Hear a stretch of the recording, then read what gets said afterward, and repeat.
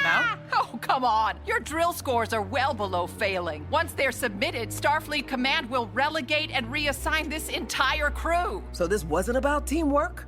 Teamwork? No, this was about saving my job. The bigger ships always passed my drills with no problem. It was starting to seem like we didn't need a drills program at all. This one needed a crew to fall short to prove the drills were still valuable. And oh, did I find a crew. You targeted us for failure? This is a ship whose captain left 4 ensigns on a spacewalk to answer a distress call. It was a pretty safe bet. And of course, it didn't hurt to goose the drills a bit. Oh, I knew it! That mirror universe drill was rigged. They were all rigged! And those horses? I would never get trampled by a horse. Oh, actually, no, the horses weren't rigged. I ran out of time. That one's on you. Horses love me, shut up!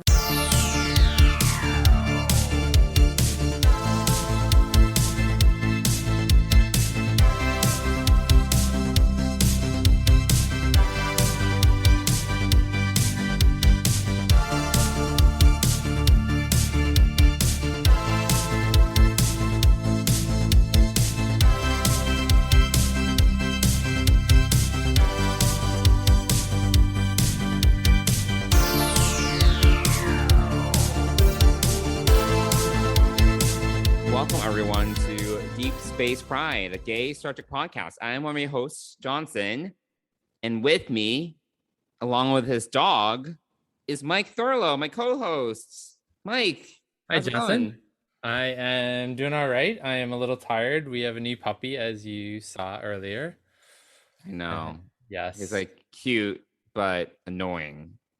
He's cute, but is a work in Adapting. progress. He's adapting. Yes. Yeah. It's been whenever you get a new dog or a pet or anything, it's an adjustment period. And I guess. so, I wouldn't know. we are adjusting, and I've just been up the last 2 days. So we only got him 2 days ago. So Yeah. he's been getting up at, waking up a little bit before 6 a.m. Oh, my God. And so I usually get up and take him out. And he's had a few accidents. He's had his accidents, yes. Ugh. So those are, I actually don't get grossed out by it. I just clean it up and just move on. But it's It's work. it's work, yeah. So, but he's really lovable. He loves being around us, and his name is Hamish. Which is from something that you do not recall. Is from a show that Dennis and I watched, which we cannot remember. But So memorable then. well, it was because we chose the name because it was something that we both liked when we were just talking about this a few weeks ago. And so I don't know, it just came up in conversation. Oh, we should just it was a name that we could agree on. So that's sort of how it came about. And then we actually got him from an Amish family farm, breeders. And so, yes. Amish. So Hamish seemed even more appropriate. We did not know that at the time when we went there. So before we got there. So he is a little bit bigger than we realized. He's huge. Yes. He's 14 weeks and he is 20 pounds. Yeah, he's pretty big. How much bigger is he gonna get? Yeah, he's gonna be a big dog, like 50 pounds probably. Holy fucking shit! Yeah, That's a big dog. Which is about 20 more pounds. That is a person. Yeah, it's about 20 pounds more than what I wanted. I wanted 25. I thought you wanted a bigger dog and Dennis wanted a smaller dog. No, the other way around. I wanted a smaller dog. Oh, okay. But Dennis's definition of a bigger dog was like 30 pounds. And then we took him. So it all really worked out. So we got to the farm. We picked out the dog. There were 3 boys left in the litter. And we picked out Hamish. And why did you pick him out of the 3? The other 2 were they were playing with us, but they were they were already biting and whatnot. Oh, that's annoying. And he is sort of quiet, but when he'd come over to you, he'd actually sit, and the other 2 dogs would kind of jump over him. So Dennis liked him at first and said, "What about him?" And I said, "Was playing." So you wanted the calm one? Yeah. So he seems, he's a little bit more calm probably, but he's starting to liven up as he gets acclimated. I mean, he's gone from country bumpkin to city dog. Yeah. So yeah, Oh my God. it's a transition. But yeah, and right now because he's only 14 weeks, he's stuck in the house / in our backyard. So until he gets his shots all caught up, which hopefully we'll be able to do tomorrow. And then we can start training him on how to walk, which will be interesting. So yeah, it's fraught with challenges, but it's great to have a dog. I know he'll. I can't do it.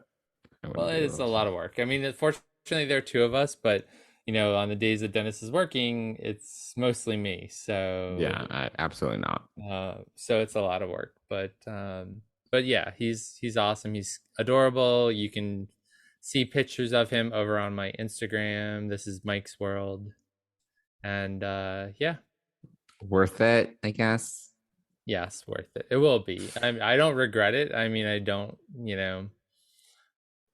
regret it. So yeah, no, it'll get better. It will get better, and I think because he's a calm dog, he'll, as he gets older, he'll be even more chill, and once we train him not to bite things and chew things and. Oh my God! All that stuff. So yeah, sounds like a nightmare. It's a process. It's not a nightmare. It's a process. So yeah. So our lives are a little bit more chaotic, and I'm a little bit more tired than normal. Right. Congratulations on your dog. Thank you. Thanks. So. As we were talking about earlier, or before we started recording, your fish are still in quarantine. We've not heard about the fish in a really long time. Yeah. In fact, Dennis and I were like, does he even have fish anymore? And I was like, well, I don't think so because he hasn't brought them up. And, if he's done with them, he'll just flush them down the toilet and be done with it. So there is no... But as before we recorded, you went over and checked out your anemone. Yeah, well, that's not a fish. It's an anemone is an anemone, and it's just a little bit displeased right now. I'm not quite sure why. So I was like, kind of expressing concern, but it's fine. And then how does an anemone express displeasure? Yes, it kind of just shrivels up a little bit. It's like it's just unexpanded. So I'm like, why is it kind of unpleased? I'm not sure. I don't know. It's the water parameters. I'm not sure if there's something irritating it. There could be such a variety of factors, and just whatever. I don't fucking care. All of the fish it has eaten could have been upsetting its biome. I mean, it hasn't had any fish to eat in a while, so I don't know. I'm like, whatever. It's it's fine. It'll be fine. My question is, when is the cat coming? When is the cat moving in? Ha! It's not happening. Especially after hearing about your dog. I'm like, no, absolutely not. Obviously, cats are very different, but I don't have a place for a litter box. I'm telling you, there's no space. There's so much room in your apartment. No, everything has its place. There's no, and litter boxes are an eyesore. It's they're not pleasant to look at, and I'm all about the aesthetics. So I'm kind of where I'm gonna put it, and then it might smell. I'm like, I don't, I can't deal with this shit. So there we go. Yeah. Wow. So anyway, so yeah, Mike, why don't we first start with what we've been Star Trekking this week / in the last couple of weeks?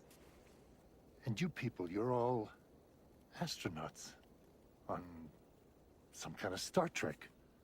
So yeah, Mike, do you want to start first? What have you been Star Trekking? Sure. I think the big thing that I read last week or listened to. I finished it, yeah. You finished it? Oh, yeah, okay. Yeah. All right. Yeah, so I finished book 1 of the Star Trek Coda series. Oh, wow. Moments Asunder, I think it's called. Or correct. Is that the next one? I forget. No, I think you're correct. Moments Asunder. So yeah, it was I think we talked briefly about it before. It's pretty epic. It's a Destiny style epic, I think. But it was really good. Dayton Ward's an excellent author. I've talked a little bit about him before. So this is a great story. Yeah, there's some surprises already. Ooh, okay. Yeah. I'm not there yet. Yeah, you're not. I think you'll know the surprise when you read it. Get there. Yeah, when you Okay. get there. It's kind of shocking.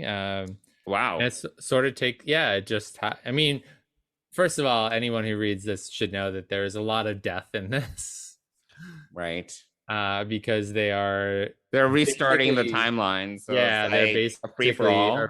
they're basically erasing the timeline to some extent. So, yes. So I would call it death is asunder because there's a lot of death happening. Yeah. So yeah, but there's a couple of things that will probably surprise you. Wow. Okay, I'm excited. So, yeah, I started reading it last week, and then I got sidetracked because I've been playing a lot of Pokemon Unite. oh really? It's really fun. But I did start reading it. It is good.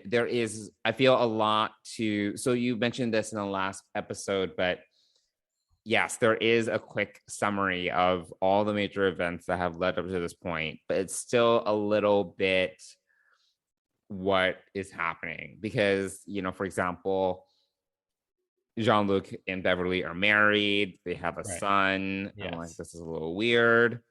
At this point, I'm like, wait a minute. Isn't Jean-Luc like in his 80s? Like he's old at this point, and Beverly is no spring chicken either. And so I think he's in Picard. He's 80, right? No, in Picard he's like almost 100. Is he? Yeah. I don't know. I thought he was in his 80s. Anyway, no, I think he is in his 80s because he's the same age as he is in real life. No, it's not. I don't think you're correct. Hold on, I'm gonna look this up. You look this up. I will talk a little bit about this. So, the novel takes place in 2387. So it's 13 years before, 12 years before Picard. So he was born per Memory Alpha in 2305. So by the time we meet him in Picard, he's 95. Okay. All right. Well, in this, he is like 80, 82. Yeah, early 80s. But again, people are living to be much older in that time. Beverly is like, again, I was just like, damn, it's just like old to be like pretty new parents. Beverly is 23, 24. So okay, not she's in her like 60s. Yes. Yeah. Yes. But again, you have to remember that life is different in the 24th century, 25th, almost. Right. 25th It's century. like 60 is a new 30. Maybe. Yeah, exactly. Yeah. I mean, people are very active into their, there is a character from the Deep Space Nine novels, right? Vaughn, I think his name is, or maybe I'm saying Vaughn because of Alias, but who's this? He's a commander that comes on board Deep Space Nine as part of the relaunch. Oh, I see. Yeah. And he actually commands the Defiant in some of the books. So, but he is in his over 100, I believe, or something like that, 120, or I don't actually remember, but it's been a long time. So, Elliot Vaughn, I think is his name, or Elias Vaughn, maybe. Sorry, it's been a long time since I've read the Deep Space Nine relaunch novels, but so people are living a lot longer in that time frame. So I don't think that we should get caught up with age. Looking at Patrick Stewart himself, he's a very active 80-year-old. And William Shatner is a very active 90-year-old, and is Patrick Stewart that active? He's fairly active. Frail to me, but whatevs.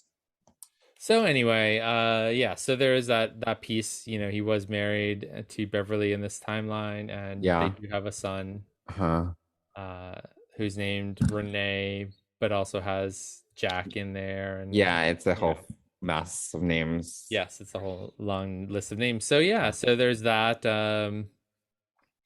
yeah. So I don't want to say too much, but You can't. No, you no, can. don't say too much. Yeah, it's epic and it's definitely worth the read. And I am hotly anticipating the next book, which comes out at the end of October. And Oh, that's soon. yeah, at the end of they're coming out once a month at the end of the Oh, month. wow. So whatever the last Tuesday of each month is, that's when they're coming out. And so we've still got a couple weeks before the next one. But yeah, it's epic, a la Destiny. I feel like it's Mm-hmm. a lot like Destiny in that sort of epic way. Right, where it's like you have a lot of things going on and they're weaving together all the different franchises. Yes. It's like a lot. Yeah. Exactly. So, I mean, the first book's excellent. Dayton Moore did a excellent job with it. I did not feel lost because I've not read a lot of the novels. I've read some of them, but not a lot of them. So, correct, right. So I didn't feel lost really. He does a good job of explaining things. So yeah.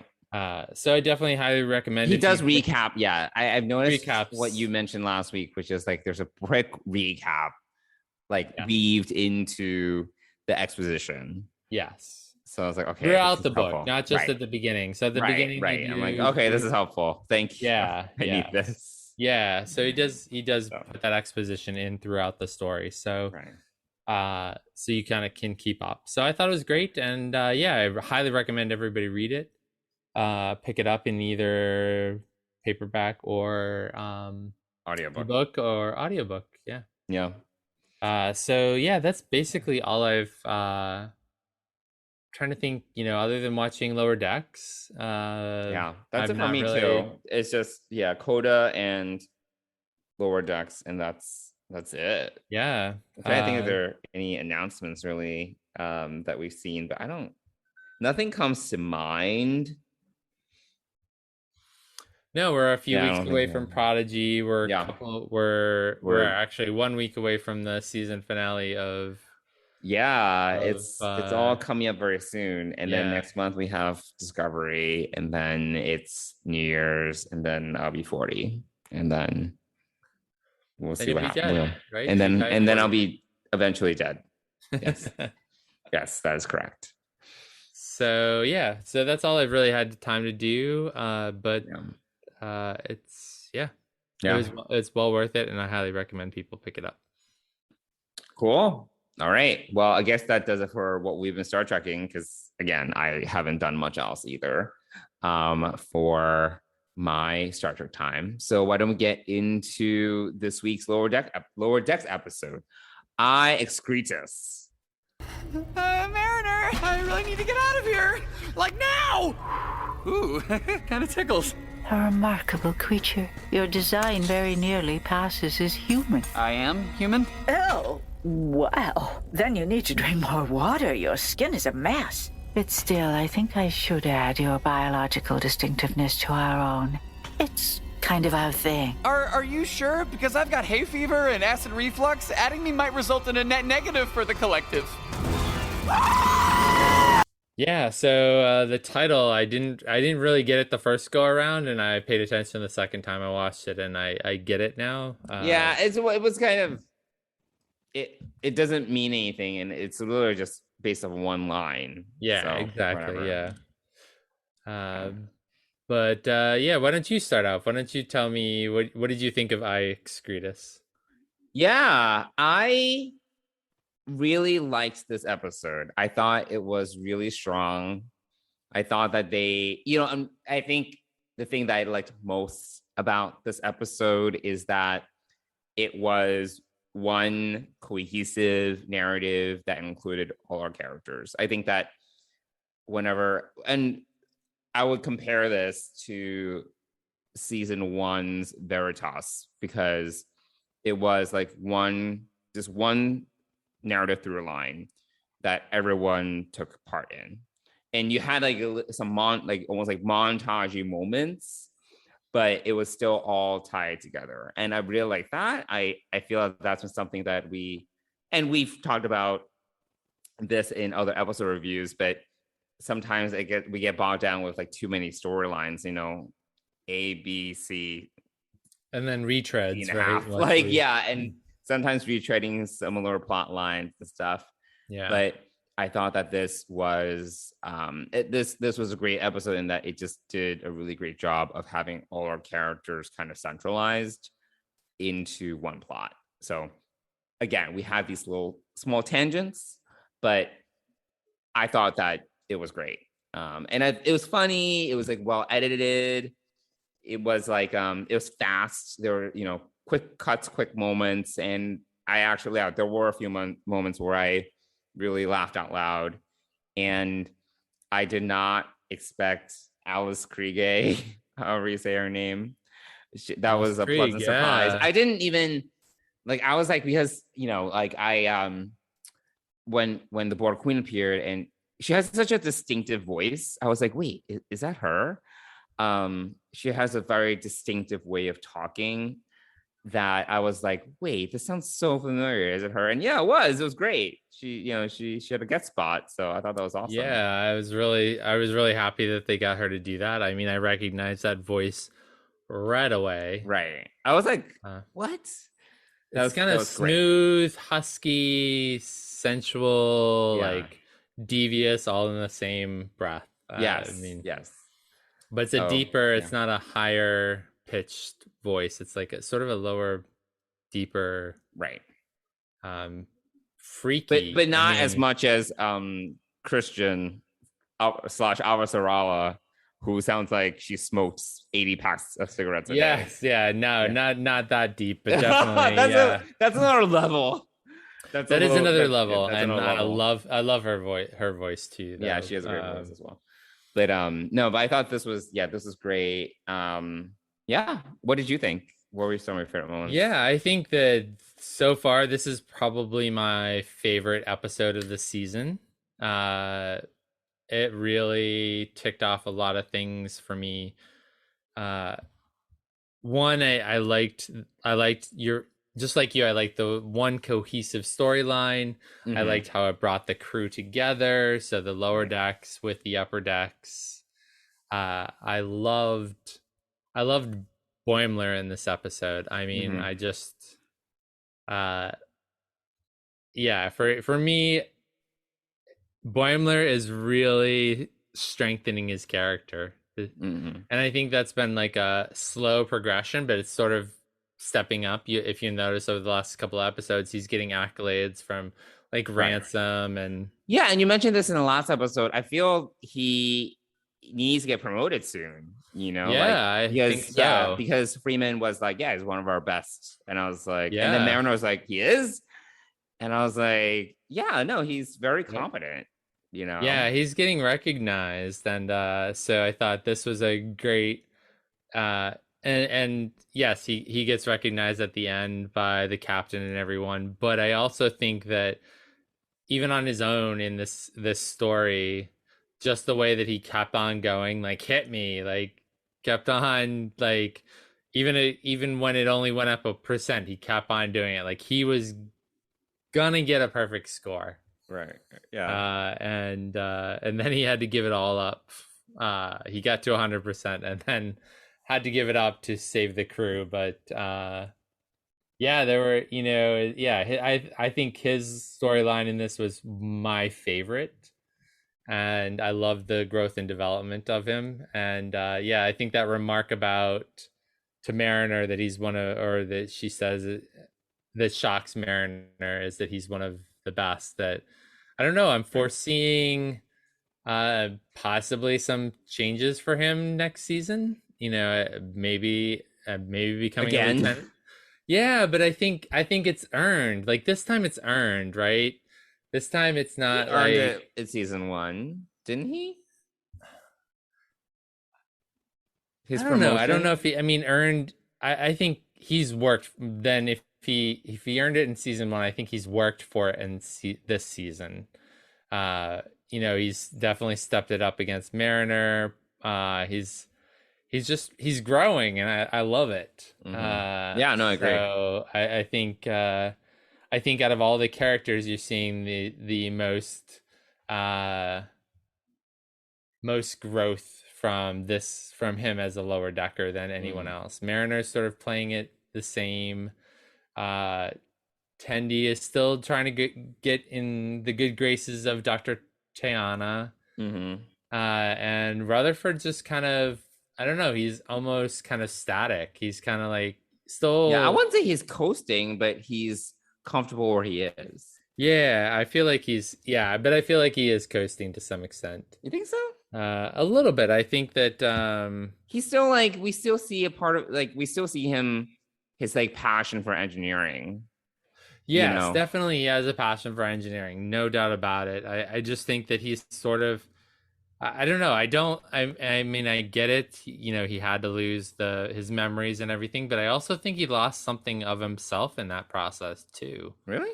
Yeah, I think that,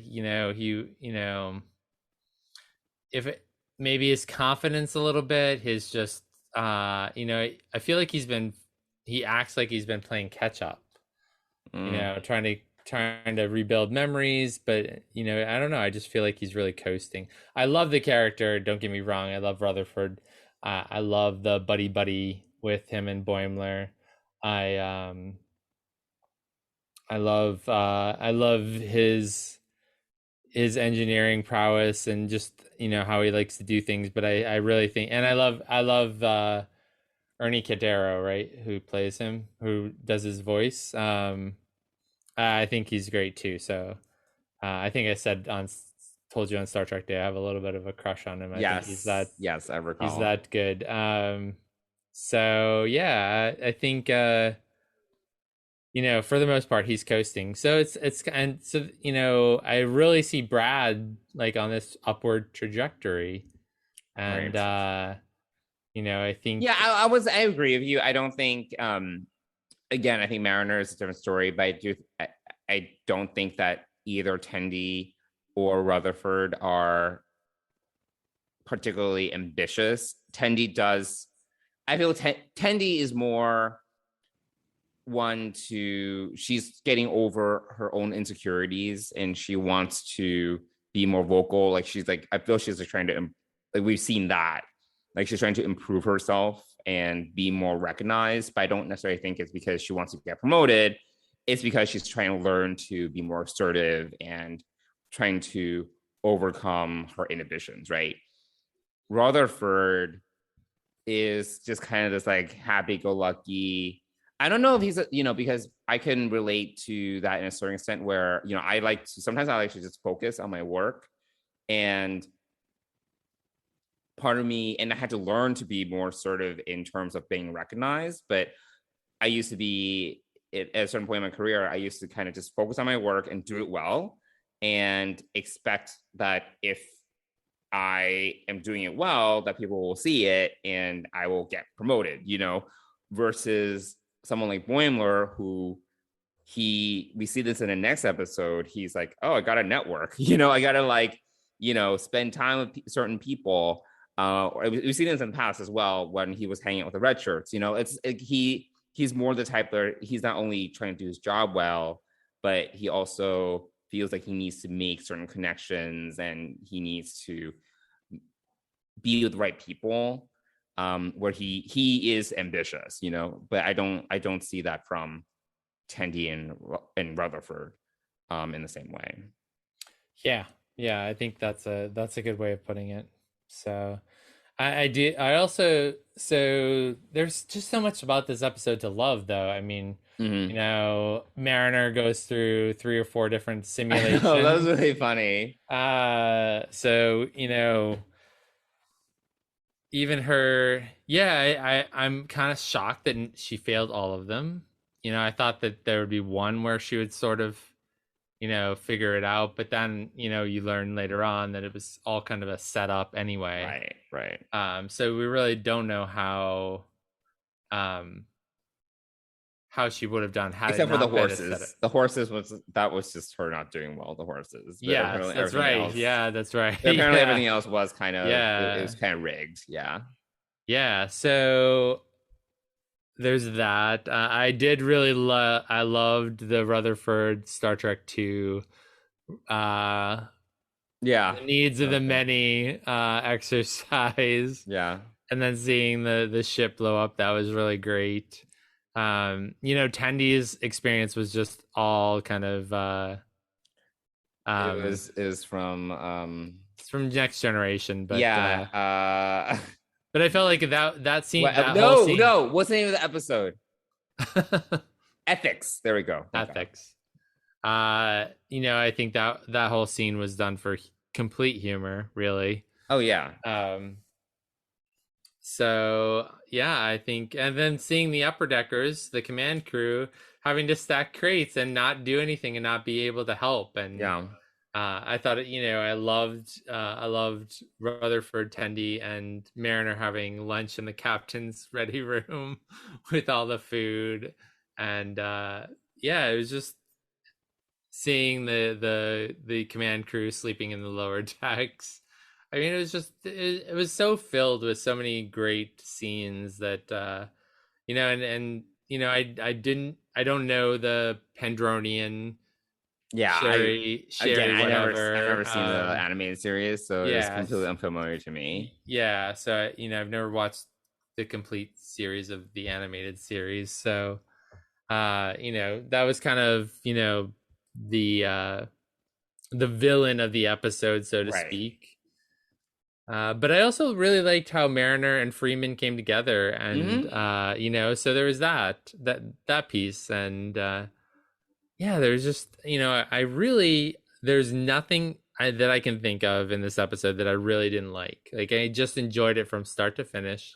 And I love the teaser when they were like on the satellite, and then they were like, we didn't even and then do they got that. left behind. Yeah, and then great. They got picked up, and then there was 6 hours later. 6 hours later, they get picked up, and then it goes to the opening credits, and then it comes back, and they're still in sick bay, right? And they're actually fighting with the command crew about this, which I thought was really great. Yeah, because sometimes the teasers are completely disconnected from the episode, right? And so I thought this was great. Yeah, it was a great setup, and the Pendronian totally brings it back because she's like, you literally left 4 ensigns behind. Yeah, exactly. On an away mission and just forgot about them.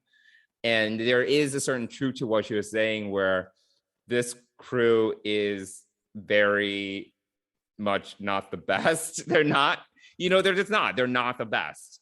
They're literally, they are a crew where the entire senior staff forgot that they had 4 ensigns on some sort of mission. So I thought that was a very good point, but then Freeman's point was that, yes, we're not the best, but that doesn't mean that we don't know our shit, So, right, yeah, or that we don't know how to like handle situations or things like that. So, yeah, and the end of the episode, it was mainly the ensigns and Captain Freeman on the bridge, right? I love the search for Spock. That's part of their scenario, right? But I'm talking about after when having Rutherford at the con drill. And Tendy at ops. I love the graphic where it was them escaping from space dock.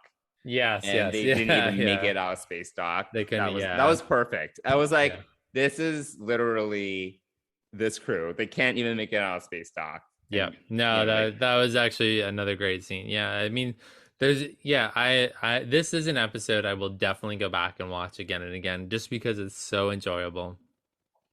It's just all this for me is the best episode of season 2 so far. Oh yeah, no, it was really good. Yeah, I have no complaints about it. I've listened to some other people say, it was a filler episode. It was kind of blah. I didn't think so. I heard that too. So I didn't feel that. I thought that it progressed the overall relationships between the senior staff and lower deckers. And we see definitely some character evolution with Boimler in particular. And honestly, and we've discussed this too. This is the type of episode that I prefer, where you have a lot of callbacks and Easter eggs, but it's more kind of lived in versus like, it's just, something in the background. They actually like go through it. And those are kind of Easter eggs that I enjoy. where you know exactly what the reference is that they're going after. Yeah, absolutely. Yeah, I think it was it was all used really well. Yeah, by far my favorite. Yeah, my favorite episode of this season. And we get a lot of even crystalline entity in this episode. That was Yeah, great. yeah, we get some random stuff about like that, and the black hole and how they could just pull out of it, and They're fine. yeah, they're fine. So I think they may not be the best crew in the fleet, but they're a good crew, and they look out for each other. So I think that's part of it. They're coming. What I'm really enjoying is that they're coming together as a crew. Yeah, Like we've seen some mingling between a lot more mingling between the command crew and the lower deckers. And I think that's great. I think it's becoming more of an ensemble cast, or a very typical Next Generation,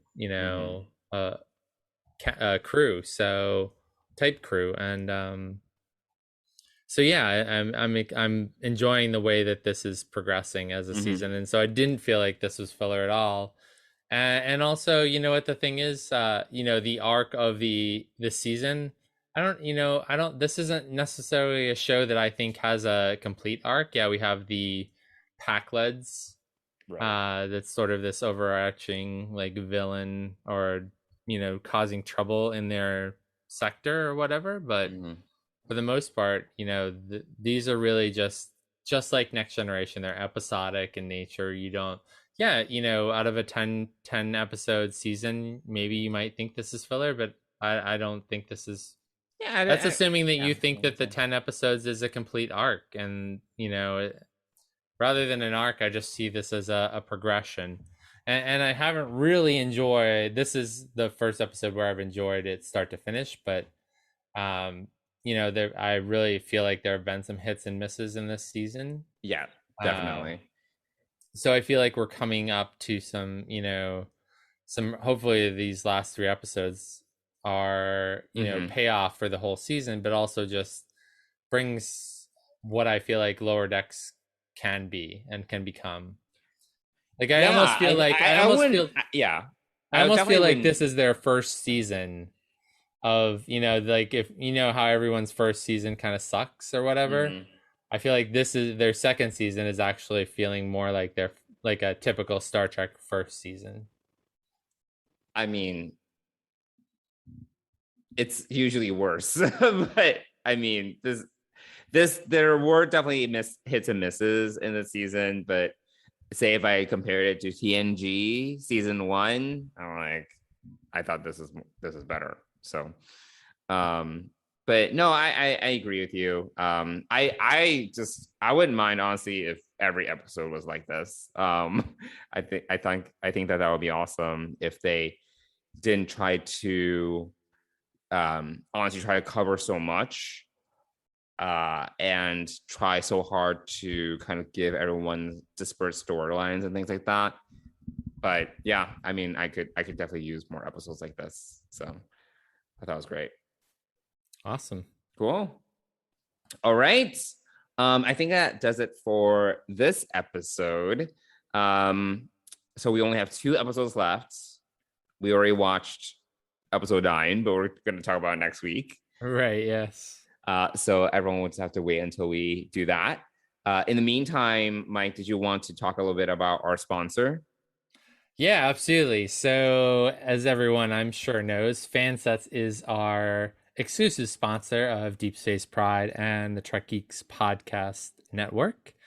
And we actually have a little contest. We have a couple of Voyager DS9 magnetic deltas to give away from Fansets. So very exciting for those that like swag. Yeah, and these are nice. So at not Star Trek Las Vegas, as I like to call it. not SCLV. I picked up the magnetic ones of the Picard Delta and the Discovery Season 3 Delta, which are awesome. They're both magnetic and they're awesome. And so I have no doubt that these Voyager Deep Space Nine comm badges are equally as awesome in quality. And right.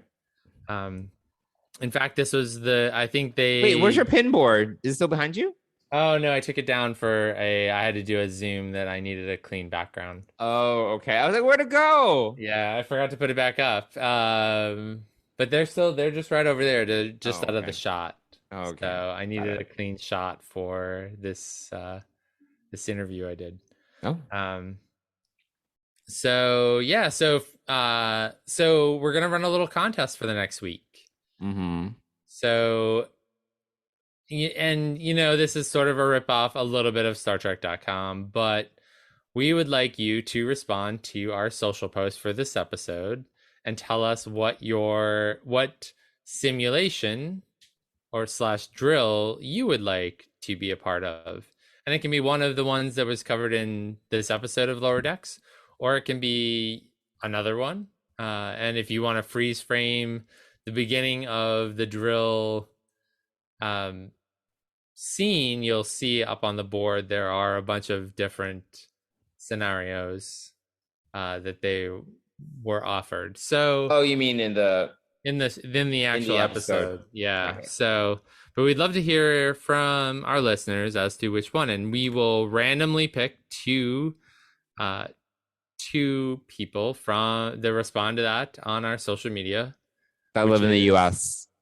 That live in the US. So yes, we do need you to live in the US for this contest. I'm sorry to all our international listeners, but sorry, not sorry.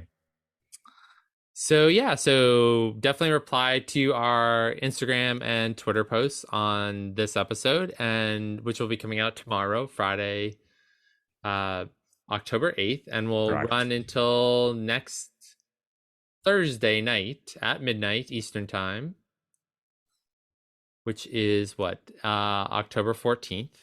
There we go. At 11:59 p.m. So do that, and we'll pick two people who will win one each of a DS9 Voyager magnetic comm badge pin from Fansets. And we thank Fansets for this free swag to give away, and we thank them for sponsoring our podcast and the Trek Geeks Podcast Network. Thanks, Fansets. Cool. All right. Sounds good. Another episode in the can. For those of you that want to reach out or you want to enter our contest, you can reach us on social media on Twitter and Instagram at Deep Space Pride, or you can email us at deepspacepride@gmail.com, and we will do our best to respond to you. Otherwise, that's it. Now we have 2 episodes left of Lower Decks, and then I think we have a week off before. 1 week off that we're gonna have to decide what to do about, and then we get into Prodigy. So if you want to email us some ideas about what we could do for the off week, because it will be an off week. We won't have. Well, hopefully you'll finish Coda, and we can talk a little bit about that. Oh, that's right. Yeah, we can do that. But we won't have Coda Book 2 until the following week. So, yeah. Cool. All right. Sounds good. Well, we will talk to everyone soon. And thanks, Mike, for being here and talking with me about Star Trek. Always happy to talk a lot about Star Trek. And thanks everybody for listening. And we'll see you again next week. Bye, everyone.